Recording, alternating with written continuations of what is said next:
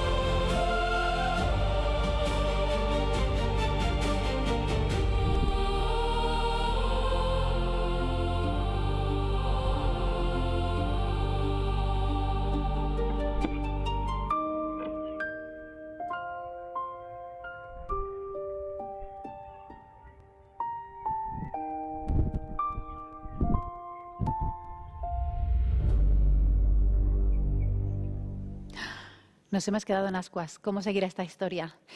Pues allí donde está situada esta caja nido tenemos a Pablo Santos, un biólogo que trabaja en el edificio donde está esta caja nido. Vamos a saludarlo. Hola Pablo, ¿qué tal? Hola, buenas tardes, Evelyn. ¿Qué tal? Bienvenido a Naturaleza Salvaje. Muchas gracias por acompañarnos, por estar aquí. Vengo de una historia un poco triste. Dame una alegría. Cuéntame, ¿dónde está exactamente? ¿Dónde está esa caja nido? ¿La tienes por aquí cerca? ¿Nos puedes ubicar? A ver. La caja nido la tengo justo detrás de mí en este edificio de la Junta de Castilla y León. Es una caja nido que se colocó hace 6 años. Fue la caja nido que durante años ocupó Brisa y sacó aquí adelante a sus polladas. Vale. Y estas imágenes que veíamos ahora, que no está Brisa ahora, está Tromba. ¿De cuándo son? ¿Cuándo son esos huevos? Las imágenes que hemos visto antes son de la temporada pasada, que fue el momento en el que se produjo el relevo de Brisa por Tromba, que es la hembra que actualmente ocupa la caja nido que tenemos en el edificio de la Junta de Castilla y León. ¿Y esos huevos han eclosionado? ¿Podemos verlo? Sí, esos huevos, sí, creo que sí. ¿Sí? A ver. Es que estas cámaras son una maravilla. Vamos a ver. ¿Esta es Brisa? Entiendo que el que entra es el macho.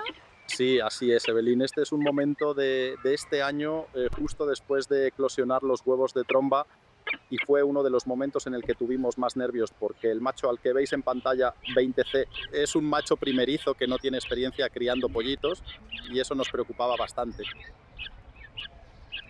Y como podéis ver en las imágenes, la verdad es que teníamos dudas de si iba a saber cuidar de los pollos. De hecho, ahí vemos cómo coge uno con el pico. Da la sensación de... ¿Se los va a comer? Sí, efectivamente teníamos muchas dudas y nos llegó a preocupar. Pero afortunadamente muy pronto regresó la hembra. Y aquí viene Tromba a poner orden a la situación. Bueno, Tromba no tardó mucho en llegar al nido y en cuanto llega al nido decide relevar al macho y ya vemos cómo enseguida tapa a los pollitos para darles calor. Y al cabo de 2 horas... Fíjate cómo han cambiado los pollos en tan solo 2 horas. Efectivamente ya tienen todo el plumaje seco y se ve perfectamente cómo Tromba ejerce de madre y les da de comer. Bueno, esperemos que ese padre primerizo vaya aprendiendo las técnicas de crianza. No pasa nada, le vamos a dar un poquito de tiempo, pero veo que Tromba sí que es una buena madre. No sé qué tal están hoy Tromba y sus pequeños. ¿Podemos ver la cámara en directo? Pero otro nido vacío no quiero. Vamos a ver, ¿qué está pasando aquí? ¿Está vacío? No, que va, Evelyn. Este nido en realidad no está vacío. No está vacío, vale. Cuéntanos, Pablo. Los pollos tienen ya algo más de 30 días y entonces ya han abandonado la caja nido, pero ellos están bien y se pasan el día andando por la repisa del exterior que se ve en la imagen. Vale, me encanta. Pero yo quiero ver cosas, así que le voy a pedir a mis compañeros a ver si, como estas cámaras, aparte de estar situadas en los lugares privilegiados, pues como van grabando como si fuera un gran hermano, pues todo lo que pasa, ¿podemos buscar el momento en el que sí que veamos actividad en ese nido para hacernos una idea? Porque hemos visto los pollitos justo recién nacidos, ¿no? Si no recuerdo mal era el 10 de marzo. ¡Ay, mira, ahí los tenemos! Un poco mojados. O sea, estas imágenes supongo que corresponden a algún día de lluvia. Porque mira los pobres. 1, 2, 3 pollitos. El tercero aparece por la derecha.